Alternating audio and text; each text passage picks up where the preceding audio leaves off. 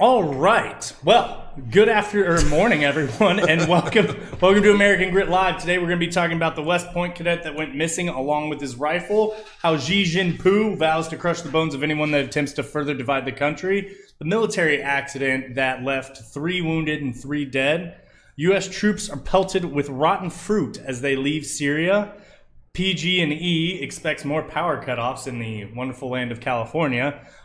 Troops leaving Syria will go to Iraq. Zuckerberg and Facebook is a bastion of free speech.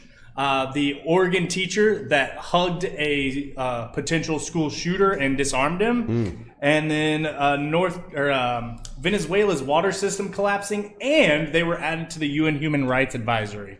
So that's what we're going to talk about today, along with a few more unnamed topics. But guys, hit that intro video.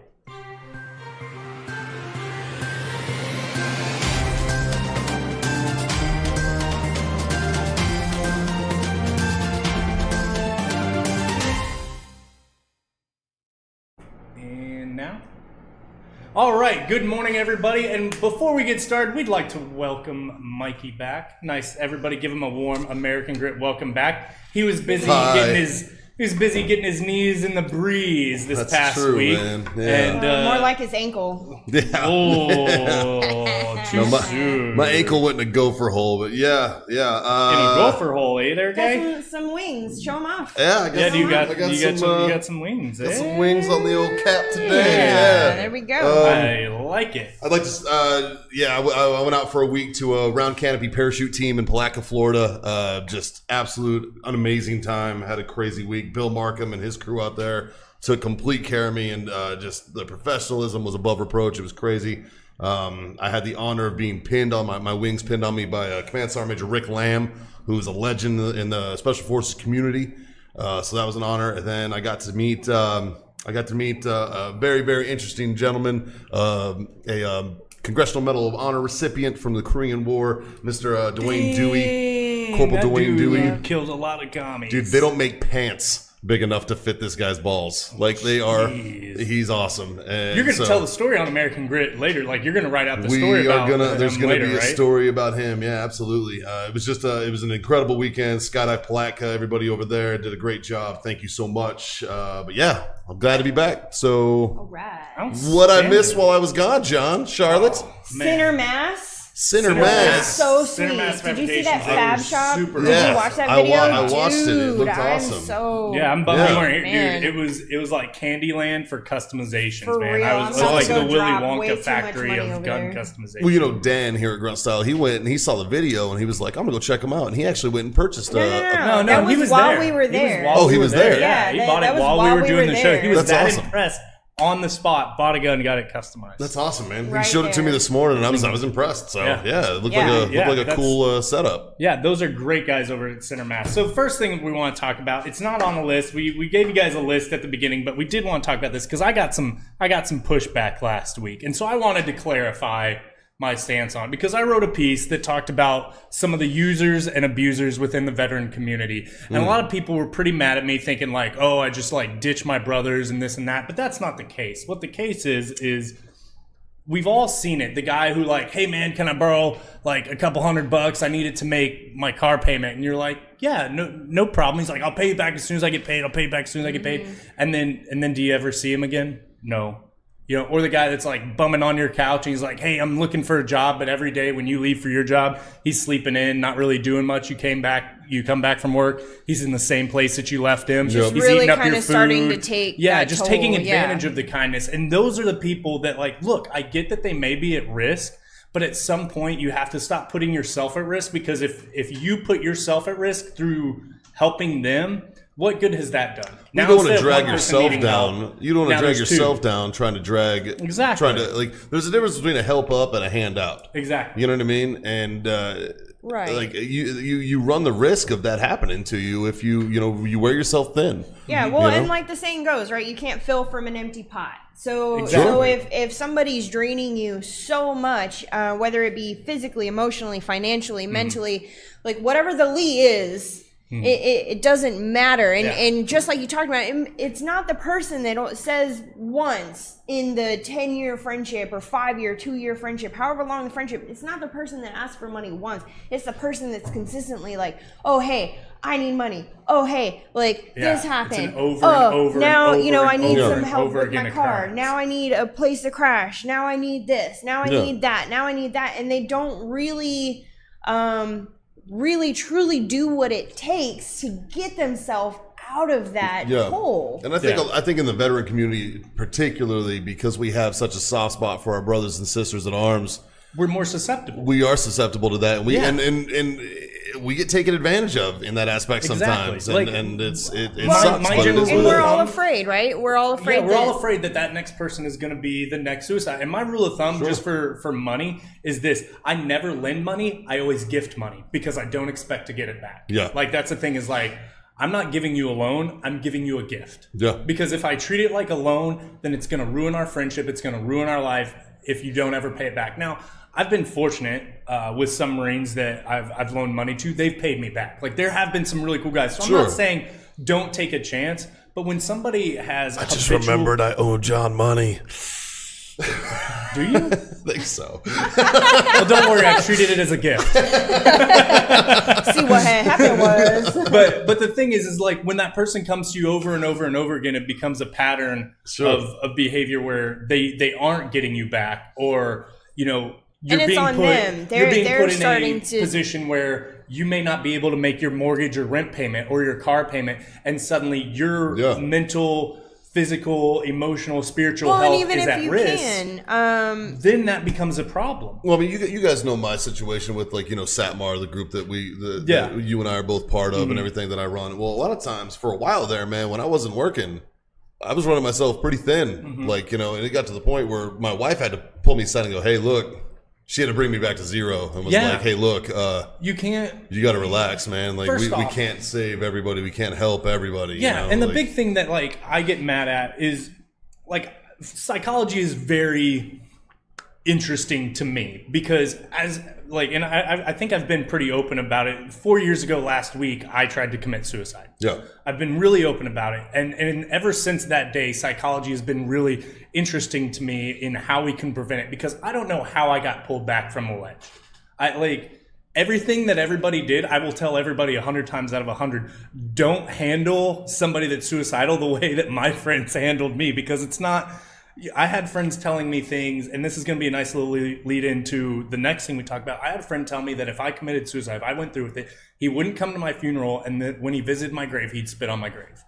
Because he wanted me to understand that I'm not going to be remembered heroically for committing suicide. I'm not going to be remembered well, because we do, in the veteran community, romanticize suicide. We're starting to. We're starting to. At first, exactly. At first, suicide in general was a bad thing, and now suddenly it does. It seems to be romanticized. It does seem to be okay, and it's not okay. It's not okay at all. I think all of us here, just because of the nature of our lifestyle and being veterans, we've all been affected by it. Yeah.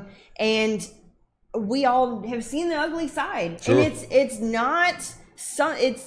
it's just not. And I can't stand the fact that so many people think it is okay, that it is their last resort. And I get what they're doing. Like they're trying to lessen the blow for those left behind. They're trying not to be victim blamers, and I get that. But saying things like, and we talked about it this morning, till Valhalla, or he lost his battle with his demons, or this, no. We get what you're trying to do, and like while we appreciate it, it's still it's counterproductive. It is. It's counterproductive because it gives it this like.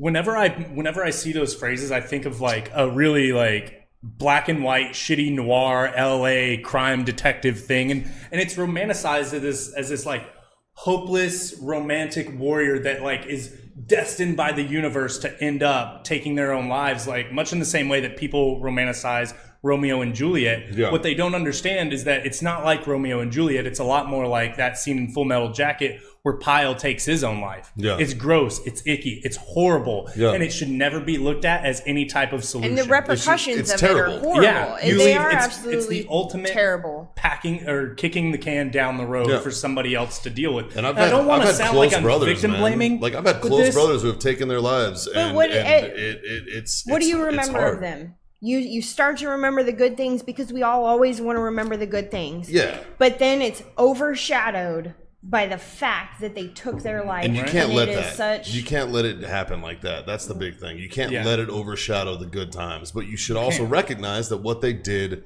was selfish. There has to be we have to stop getting like, oh, well, you're gonna hurt somebody's feelings. Look, I'm tired of whitewashing this. Brother, and I I'm hurt never people's feelings every day. Yeah. Whatever. But I'm tired of whitewashing of it. Like, that's what it is. All it is, it's a whitewashing of it to make suicide seem almost palatable to people that are on the And fence. They obviously see it this has. heroic, like, The statistics are this going up. ill-fated warrior. Yeah, after 10 plus years of I got your 6 tattoos and nonprofits and all these measures we've tried to take in our own hands to prevent it, and what's happened? It's still happening. Yeah. It's still going on. It is. So my premise is this. I think that every single suicide prevention nonprofit and every single mental health professional that's involved with suicide prevention should be working themselves out of a job. Yeah. That's what I think. 100%. I mean, because that's the end goal. You know, the end goal is to stop it. Exactly. You know, 22 veterans a day. But the more we romanticize it, the more 22 veterans and not a day all commit nonprofits. suicide. Don't get me wrong, not all nonprofits. But like there are some nonprofits that are banking on it continually being this dark romanticism, so they keep getting money from donors. And like I said, it's not all nonprofits. Yeah. But yo, that's a problem. People want there's a small section of people that I think want us to keep offing ourselves so they can keep profiting off. Well, I hope not. Just like Justin Hull saying in the comments, right? Call your brothers and sisters. We all struggle. We do, yeah. Don't be afraid to ask for help. Yeah. We all have struggles. Because that's what We it all really comes struggle down to. differently. I mean, Exactly. people can tell you that they're there to help till they're blue in the face. But until it actually happens and you're able to reach out to someone and talk one-on-one on a level that is, it's not reachable by outside sources. Yeah. It has to come from a brother, from a sister, from someone who was there, someone who lived it. That is the only way that I've found that can actually make a difference in someone's life for the positive. You know, like you and I are kind of rough around the edges guys. So when you were on the brink of that, your friends giving you some tough love. They gave me some tough love. That's the best thing for you. Though, Yeah, it was. for you. But the average organization isn't going to know that because they don't know you. You're still an individual. They need to stop treating us like we all fit in this box because we don't all fit in this But box. at the same time, at all. and just like something that I've written in one of my pieces as well, I challenge all of you, our audience, if you see somebody that's usually a chatty Cathy, like on days where I see that, you know, I walk into the office now and I see that John's a little quiet, I ask him, hey, what's going on? When What's John's up? quiet, something's up. You know, but just juggling like 18 if million somebody things is acting unusual, out of themselves, yeah. out of step sorts. up. Yeah. Be that person. Especially if don't you're be still afraid in to and just you're be a like- leader. don't be afraid Talk to just your be like, subordinates. hey, what's up, man? And it takes 5 minutes out of your day. I guarantee Kindness you can costs find nothing. it. And I Kindness can't costs tell you nothing. how Yeah. many times I've done that, or I've known people that have done that, and at the end of the conversation, that person is thanking me because they really needed to let whatever it was out, or it was starting to pull them into a dark place. Yeah. And our conversation and me just giving them a little bit of hope and reaching out and letting them see that somebody was there for them Yeah. helped. Well, and how Yeah, many it guys does. guys and women could have been saved if they would have just had that? You know what I mean? If somebody Exactly. would have just noticed that they were starting to recluse a little bit, Yeah. and just said, hey. And don't get me wrong, and again, I don't want to put that in a box because not everybody was like that. like, There's a lot of guys who just like, they don't tail anybody. I'm starting to recluse a little bit because this row is getting closer and I'm trying to like get all my ducks in a row. Yeah. And I don't have ducks. I have cats and they're on cocaine. I kind of box myself in so that I can take care of this stuff. So nothing is going on. Don't worry, guys. No. Absolutely. Absolutely. You can tell though. Yeah. People start to act a lot. They really start to just act a little bit differently. They do. And you can tell. And you know, it's the people that are just like, oh, well, you know, that person's kind of annoying and they're quiet, so I'm going to accept that quiet. No, don't accept that quiet. And then the other thing Reach is out this, to them. and I want to close on this strong point. Unless you are an actual mental health professional, bro, it's not on you to save them. Like you can only do so much. You are not equipped to bear that burden or to appropriately fix whatever's going on. Your job as that intermediary is to steer them in the right direction for professional help. And I don't care if you had an intro to psych class in college. That does not make my number one. So like I open up my house, like there's a standing offer that if you have a problem, you are welcome at my house. Sure. However, the agreement, the unwritten agreement is that when you step foot in my door and you drink my booze or you eat my food or you pet my dog, that the next day you're riding with me to the VA and we are getting you help. It's non-negotiable. Yeah, I'll give you one night. You get one night and you can vent and we can talk and we can dish and we can say that the world is bullshit. And then that next morning, we are going to the VA and we are being the noisy wheel that gets the oil to get you real help. Because I'm not a psychologist. I'm not. I know a lot about psychology because I've worked through a lot of problems through that front. But I'm not a psychologist. I'm not equipped. And Mikey's not equipped. And Charlotte's not equipped. But we need to move on. We need to move on. West Point cadet missing along with his rifle. Can somebody fix the land nav course so officers stop getting lost? Why is this is an Army thing. Why is this news? Lieutenants get lost all the time. At least he has his weapon with him, gear accountability. But he doesn't have any ammo. Well, yeah, he doesn't have any ammo. So Paul Slice has been missing since Friday. None of the local authorities can find him whatsoever. Clearly, he's AWOL. So yeah, if you know where old boy is, if you're sitting up in New York, tell on him. Sorry, not sorry. But if you're gonna roll out and not fucking tell anybody, exactly.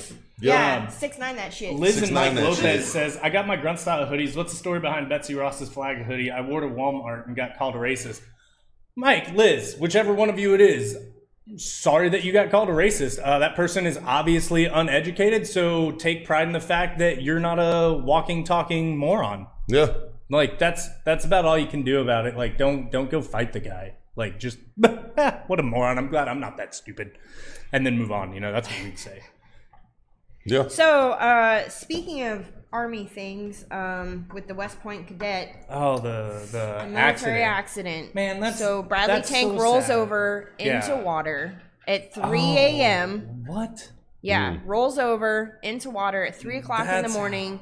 Leaves 3 dead and 3 injured. So two of the 3 injured have been released from the hospital. The one has non-serious injuries from what they say. There are no additional details as far as what exactly happened, what they were doing just yet. Like, I hate doing this because it's so predictable. The thoughts and prayers, guys.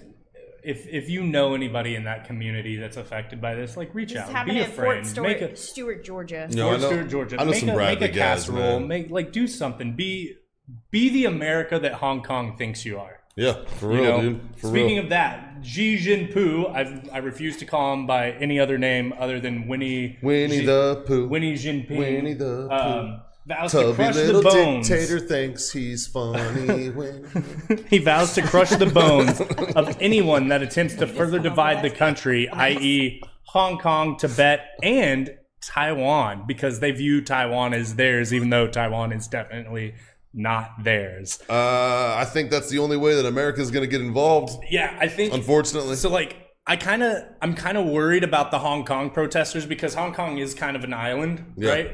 And I think whatever the PLA does is going to be a dress rehearsal for what they want to do to Taiwan. I'm kind of nervous about that. Good luck. Good luck, Hong Kong. Good luck, man. Like, we stand with you. If I knew the guy that Nicolas Cage played in Lords of War, I would be all about running guns to you guys right now. So if you're in Hong Kong and you're watching this, it's not like I don't know who I can use to run guns. Wink, wink. Didn't you say you were talking to some peeps on Twitter? So yeah, for those of you guys that are new to the show, we do have a Twitter. It's pretty lit. I talk smack to LeBron James all day for going after the Hong Kong protesters because he's an idiot. Yeah, and he hasn't responded to me yet. I wonder why. We have 6 more subscribers on our YouTube channel, though. Hey, outstanding. Fun stuff. That is good news, guys. Moving right along, man. Moving right along. So you know what I don't like? California. Nobody even Californians don't like California. Like, I have a bunch of friends That's why they're moving to Texas. Stop moving here. Yeah, if you're out there. Moving here. Unless one of us has given you express written consent. Like if you get you pass have to from us, you have to pass our test. Which is why I'm gonna go against both of you. For those of them that watch the show that enjoy the show that are good to go. I know you guys are feel like you're behind enemy lines. They're to all California resistance fighters who are pro-gun and pro-freedom and pro-liberty. All right, John has a long mustache. The chair is against the wall. You know what I'm saying? Rhymes with Schmoogaloo. Yeah. Comparing the protest. Yeah. So I don't wish bad things on them. Yeah. Because they're behind enemy lines and they're trying their best. They're trying their best. And we're sorry that this has happened to you, but you're probably going to lose power.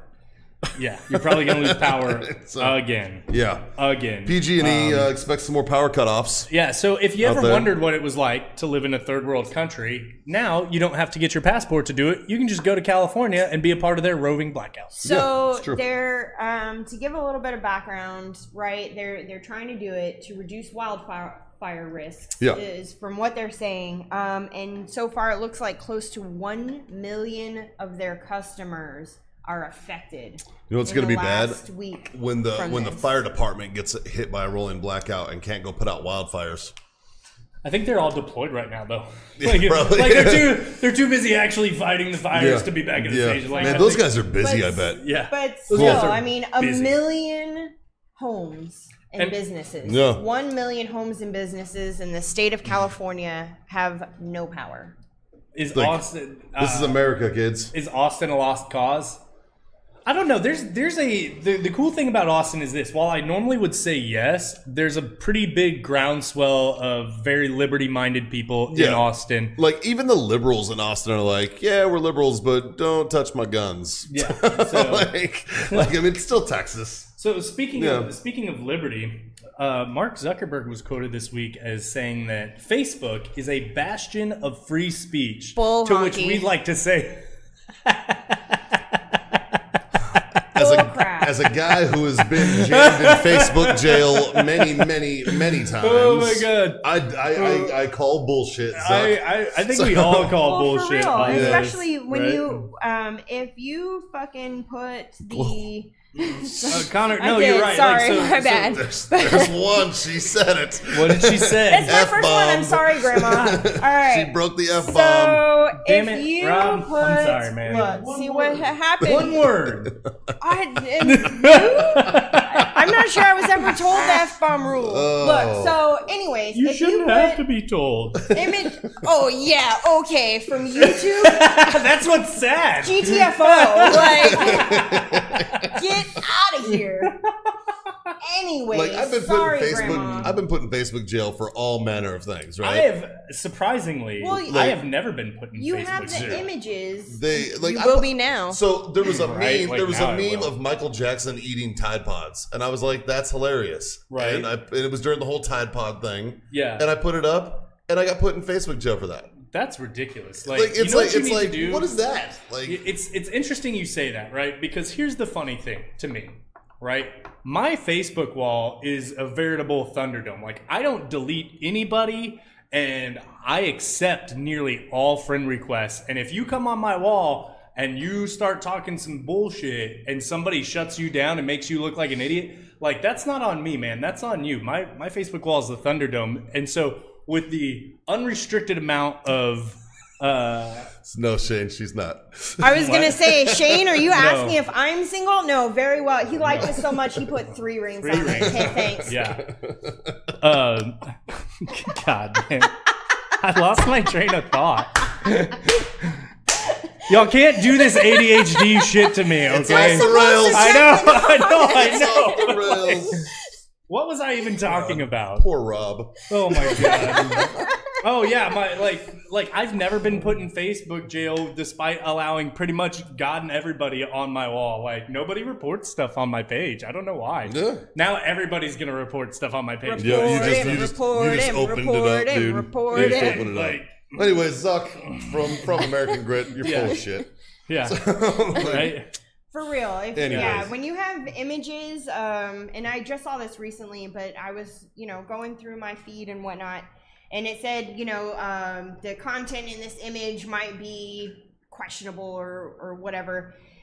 I clicked on it, and it was actually something like military related. It kind of pissed me off because I was like, "There's no way this is questionable." Yeah, but just like those dudes that are mad at The Rock for having a tank named after him. No. Like, it's the most absent-minded, it's like, empty virtue signaling. So sensitive. It's like, just are you dumb. kidding me? Like, it's just if you don't like it, keep scrolling. Yeah. So you have a finger, and you can go like this. So it's not that hard. So the good thing, there is something pretty great that I can't stop laughing about. Venezuela's water system is collapsing. Like people are literally like the reports are that it's worse than living like what we experienced in Iraq, where people were literally shitting and pissing in the middle of the streets.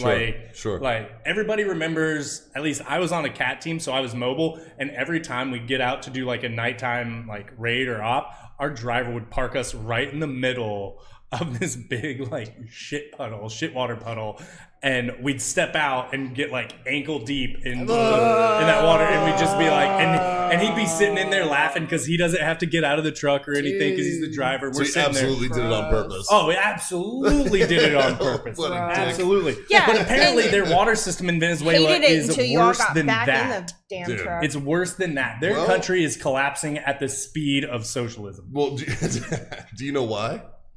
Why?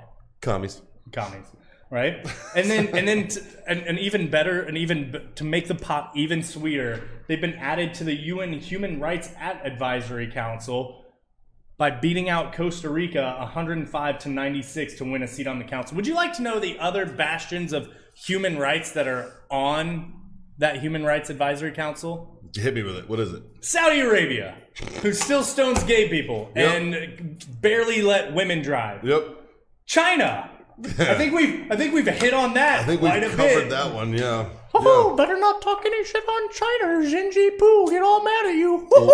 You really got to work on your Winnie the Pooh voice. That's not Winnie the Pooh. That's Mickey Mouse. I know, but you're attempting to be Winnie the Pooh. No, I'm not. I wasn't attempting to be Winnie the Pooh. I was attempting to be Mickey Mouse. Anyway. All right. Who else is on the list, John? The wonderful advanced country of Afghanistan.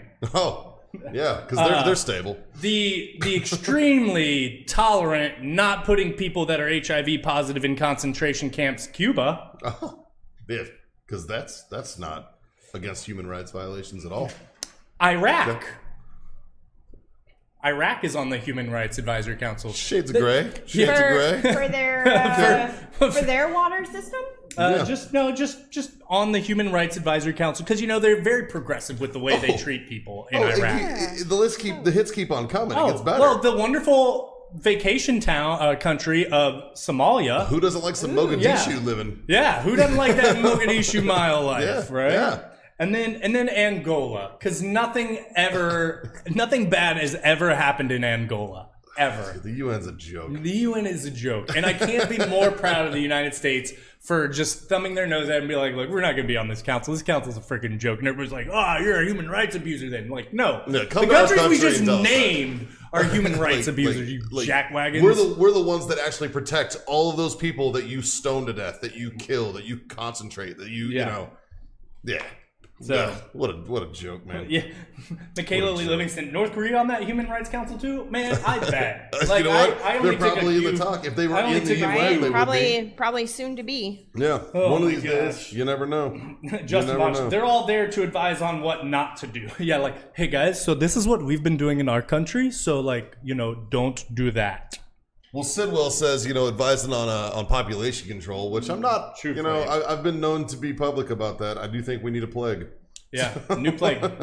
Guys, thank you for tuning in today. We have a wonderful show planned for you on Thursday at 1 p.m. Central Standard Time. Same bat time, same bat channel.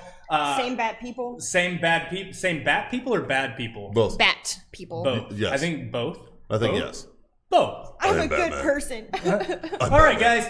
We hope you've enjoyed the show today. Subscribe to us on Instagram, Smash on Twitter. that share button. Smash the share button, and watch us every Monday at 11 a.m. Central Standard Time and Thursday 1 p.m. Central Standard Time. Guys, And if you miss it, check YouTube. yep, we couldn't be happier to have you guys along for the ride. Like we said, the show is all about you guys and keeping you guys informed. So, with that being said, we're out. Hey, you just joined the show. It said John Fannin joined. Oh, nice.